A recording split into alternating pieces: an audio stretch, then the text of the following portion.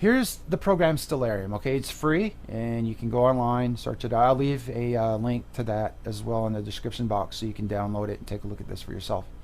Now here we see Virgo, okay, the Virgin. All right, here's Leo, the Lion, and I have it on the date 2016 8/10, and I wanted you to see this. Today's the 28th, 27, 28th. Now yesterday we had something interesting last night happen.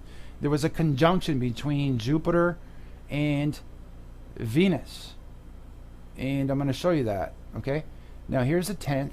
We're going to go 11, 12, 13, all the way up to last night. There it is. There's Venus and Jupiter right here. And 25, 26, 27 last night. There's the conjunction. That's what everybody saw last night. Well, actually, it was hard to see because it stays underneath the below the horizon, and you can't really see it because it's daytime up here. Anyway, where I'm at, I couldn't see it.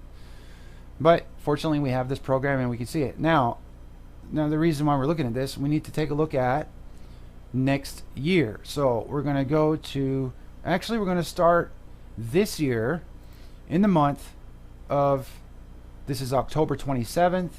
Here's Jupiter, okay? It's coming in.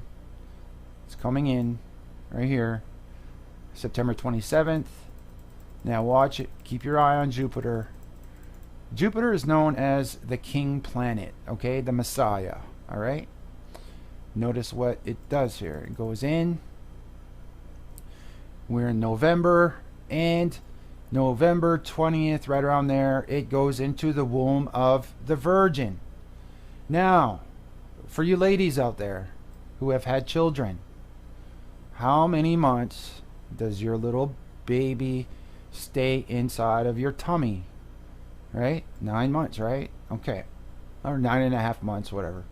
But here we go. We're in February. Okay, notice that Jupiter is inside. We're February, March, April. Oh, wait. So anyway, from October, let's go back. We'll go back till it first hits, okay? So we're in October, November 18, right around the 20th. So from November 20th, let's say, November, December, January, February, March, April, May, June, July, August, September. Okay, that's 9 months, right? All right. Now, here is the date of the sign next year. Here's 9/20, okay? The actual date of the sign would be on 9/23, but I want to show you as this goes on here. So we'll start a little bit early in the beginning of the month, all right? September, August 31st, and we'll move along September 2nd. Now watch Jupiter slowly exiting the womb, and here comes the sun. There's the moon, and we're on the 23rd, the exact date of this sign. The moon is at her feet. Okay, now let's go back and read Revelation real quick. Let's see if I can get it up here. I just want to read this so as we look at it, so that way you can see exactly what I'm talking about here. Matthew, sorry about that, folks. I'll get to it. It's coming. Okay, there it is. And there appeared a great wonder in the heaven, a woman clothed in the sun. Here's the sun. Okay, she's clothed in the sun. The moon at her feet, and upon her head a crown of 12 stars. Notice, without Mercury, Mars, and Venus, there's only 9 stars normally in the constellation of Leo. And Leo is a symbol for Jesus Christ, okay? The Messiah. Regulus happens to be also kingship. But anyway, normally there's 9 stars crowning her, okay? But on this specific date, and this date only, all these things line up. She's crowned with 12 stars here. 1, 2, like I said, planets are called wandering stars to the Jews, okay? 1, 2, 3, 4, 5, 6, 7, 8, 9, 10, 11, 12 on this specific date. Now, if you're good at math, statistically speaking, all of these different events taking place at the same time is 1 in billions, okay? Billions. Now, like I said, I've gone back 4,000 years.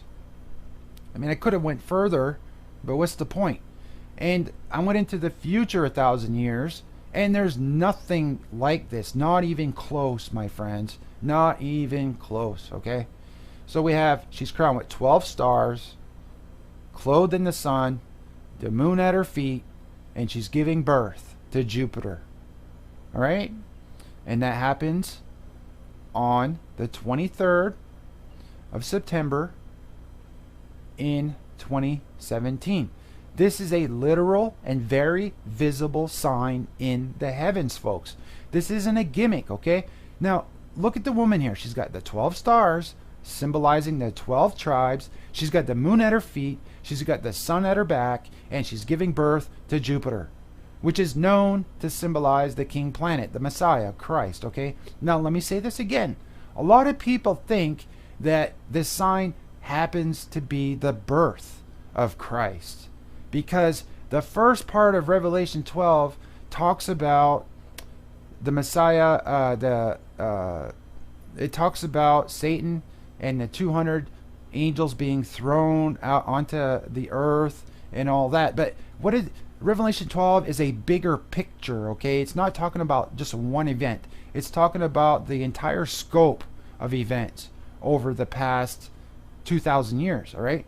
So it's not the birth, okay? And that's why I mentioned the documentary by Jim Larson called Bethlehem Star, because he actually shows you what the sign was when our Savior was born. And it's nowhere close to this sign here in Revelation 12, not even close, okay? In fact, the sign of Jesus' birth doesn't involve the constellation of Virgo at all. It involves the constellation of Leo, this one up here, okay?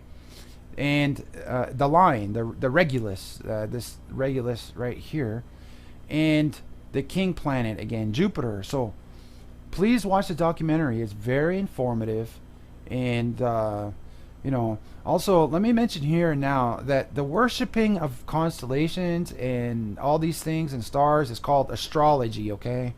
And it's blasphemy, all right? It's idolatry, and just like the horoscopes and all that mess. That's all satanic to the core, okay? What we're doing here is looking at God's writing in the stars. This is astronomy. And we read in Genesis that God put these things here specifically for signs. And who needs signs, friends? The Jews. And we see those signs here in Micah, and we see it here in Revelation. And also, it's what the 3 wise men were looking at when they went to find and worship their King of Kings, the Lord and Savior Jesus Christ. How do you think they knew about the birth of Christ? They were studying the astronomy and the constellations and all these planets and stars for thousands of years, okay? This was passed down through generations that Christ would be born and there would be a sign in the heavens. And they knew about this sign, and that's what they saw. And that's what led them to go see baby Jesus, okay? So, okay, now, this Revelation 12 sign happens exactly 2 days after the Feast of Trumpets, Rosh Hashanah, okay? Rosh Hashanah, the Feast of Trumpets, starts on the, I believe it's either the 20th or 21st. There's 2 days there, okay? 20 or 20, but it's 2 days before the 23rd, before this sign takes place, all right? Now, get this. 7 years later falls on 2024. Now, 25 and 20 days after this sign here, up here, okay, lands in the fall feasts, exactly when the second coming is prophesied to happen.